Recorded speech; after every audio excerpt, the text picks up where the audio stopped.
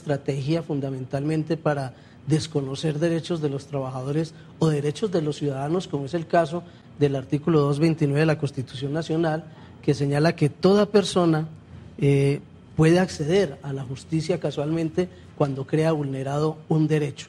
Pues eso hicieron los trabajadores de Telecom, trabajadores a los cuales valga la pena hacer la anotación.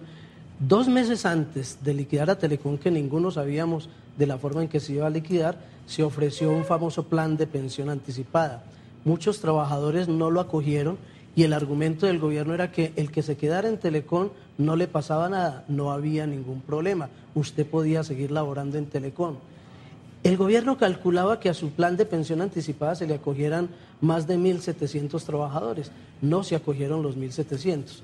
Cuando se liquida Telecom, aparecen los trabajadores diciendo, bueno, si usted me garantizaba mi pensión faltándome 7 años antes cuando estaba Telecom, ¿por qué no me la garantiza ahorita? Y esa es parte de la discusión que tenemos con la ministra y el gobierno, es que los derechos, como el caso de la pensión, es un derecho irrenunciable.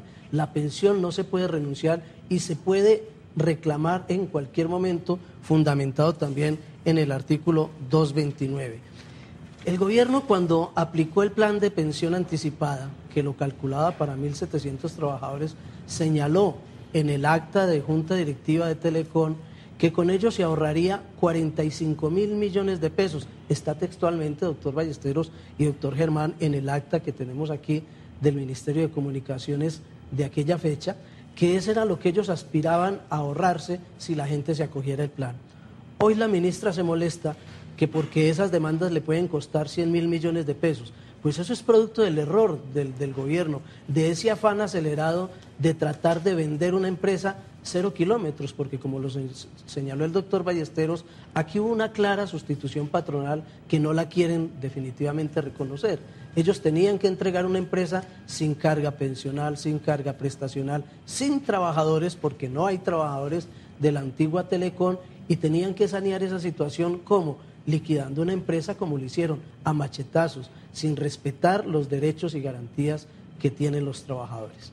Oye, doctor Ballesteros, le hago una pregunta después de oír a Gonzalo. Y no hay responsabilidad del gobierno, ni responsabilidad política, ni presupuestal, pecuniaria, ni nada de eso, de esto que acabas de relatar, detrimento patrimonial y lo demás. Claro, yo pienso que cuando se asume una actuación de este tipo, se debieran disparar todas las responsabilidades. Una responsabilidad patrimonial, indiscutiblemente. Es que si este proceso fuera transparente y hubiera sido sano, el gobierno lo mínimo que tendría que haber hecho, lo mínimo es haber hecho las reservas para dar unas verdaderas compensaciones por lo que estaba pasando.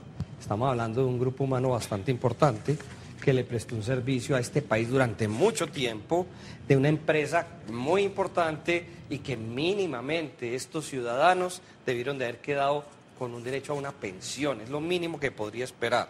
Por lo tanto, hay una responsabilidad clarísima. Desafortunadamente, doctor Germán y Gonzalo, nuestra rama judicial es muy poco, o es muy temerosa mejor, en casos como este. Porque es que yo creo que aquí habría que hacer prevalecer la carta política. Aquí hay varios principios que estarían en juego. Un principio que es el de la primacía de la realidad sobre la forma. Los jueces debieron de haber reconocido que se dio una sustitución patronal. Esa es la verdad. Al darse la sustitución patronal, se tendría que haber considerado que ese despido nunca se produjo legalmente, por lo tanto, ordenar el reintegro. Desafortunadamente, en la gran mayoría de casos no se operó ese fenómeno. Es la primera parte. Lo otro es el principio de la estabilidad laboral, que es un principio también consagrado en la Carta Política, pero infortunadamente no está adecuadamente interiorizado. Y la invitación es a que reflexionemos sobre eso, porque la idea no es colocar unas normas muy bonitas en el papel que no tengan una aplicación práctica efectivamente. El clamor que entiendo de los trabajadores, ex trabajadores de Telecom, es un clamor bastante válido. Y yo insisto, cuando la justicia no funciona, no es capaz de controlar al gobierno nacional, pues aquí vienen organismos internacionales como la OIT, que tienen que estudiar el tema, tienen que tomar los correctivos. Colombia hace parte de la OIT desde 1919 y obviamente la Corte Interamericana de Derechos Humanos porque son dos organismos a los cuales Colombia está comprometido, por lo menos de acuerdo con muchos convenios, tratados internacionales. Si no funcionamos acá, tendremos que acudir a las vías internacionales para que nos hagan funcionar. La Carta Política y esos principios del derecho laboral tenemos que hacerlos cumplir, tenemos todos que interiorizarlo, hace falta eso en el país. Y lo otro, Germán, obviamente hay una responsabilidad de carácter político. El Congreso de la República pienso que debe hacer una reflexión más permanente, más reiterativa sobre estos temas. Estamos hablando de una entidad del orden nacional, de una decisión del orden nacional, y por eso hay que ejercer ese tipo de control que es bastante importante. Y otro que también debería existir, el control disciplinario, que desafortunadamente por tener procuradores y controladores de bolsillo no opera en nuestro país, lamentablemente. Doctor Gonzalo, dos preguntas finales, que nos acaba el tiempo. Primero, ¿OIT ha intervenido en este caso? Ustedes pusieron la denuncia en OIT. Y segundo, hoy se está hablando de un tratado de libre comercio con Europa. Y aquí hay una multinacional europea, española en concreto, que desconoció derechos laborales de trabajadores. Entonces, ¿qué implicaciones tiene eso para la firma del Tratado de Libre Comercio? Porque a nosotros nos van a llevar al Congreso de la República un texto para aprobar un Tratado de Libre Comercio con España, donde los sindicatos de España están pendientes de esta situación de violación de derechos permanentes por parte de las multinacionales, incluso de sus países de origen, como es el caso de Telefónica de España.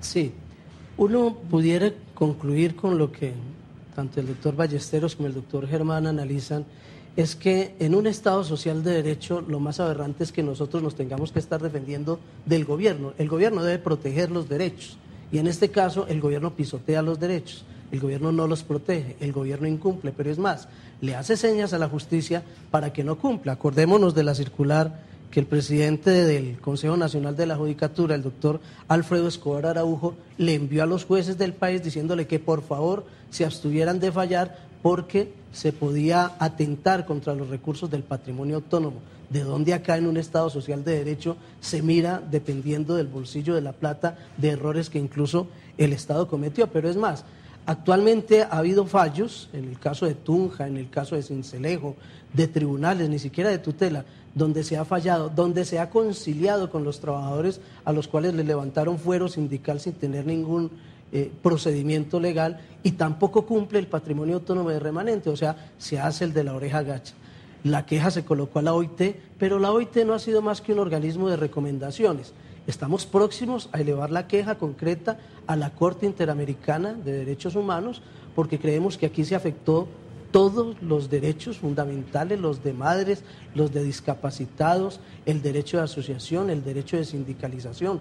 Lo que decía el doctor Germán, hemos tocado las puertas en la Comunidad Europea con el Sindicato Mundial de Telefónica de España, porque tampoco se ha permitido aquí que los nuevos trabajadores de la empresa telefónica puedan afiliarse a un sindicato, no lo permiten. Trabajador que llegue a afiliarse a ese sindicato lo votan.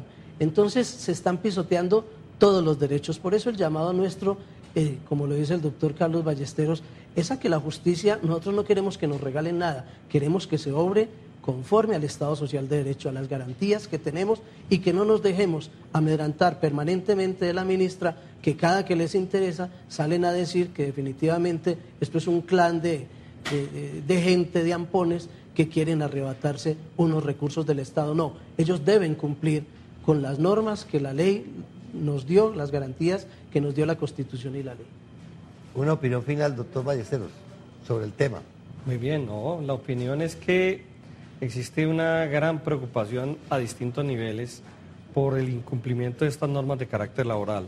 Usted, doctor Germán, lo planteaba con respecto a los tratados de libre comercio.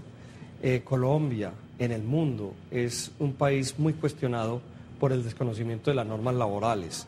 Yo he estado en la Asamblea General de la OIT y efectivamente allí a Colombia lo miran como un país absolutamente violentador de la normatividad laboral.